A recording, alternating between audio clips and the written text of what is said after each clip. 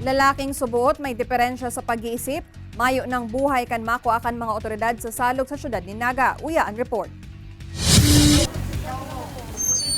Sarong lalaki ang naabutan kad sa muyang team na pigaaga pang maisalbar sa salog na sakop kan Panganiban Drive sa Barangay San Francisco sa syudad ni Naga.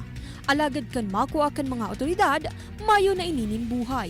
Sigun kay Kapitan Efren na pumuseno kan nasambit na barangay, nagpaparonda subuot siya sa lugar kan mangyari ang nasambit na insidente.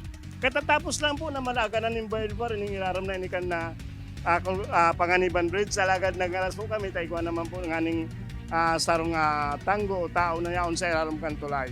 So pinapasyaran ko po sa satuyang mga tanod, alagad dahil pa po sila nakakarani, tuminagbang na po daan na sabing tao.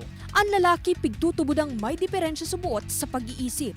Sigun man sa City Disaster Risk and Reduction Management Office o CDRRMO, maabot sa 35 minutos ang isinagibong search and rescue operations.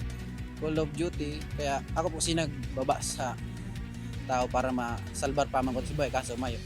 Ang nasambit man na lalaki hastangon yan, di paaraman pagkakabistuhan. Alagad pirmi subot ining nanunutarang nagtatambay sa tulay. Sa presente padagos pa man ang isinasagibong investigasyon sa pangyayari. Tangani man subuot malikaya na ang siring na pangyayari.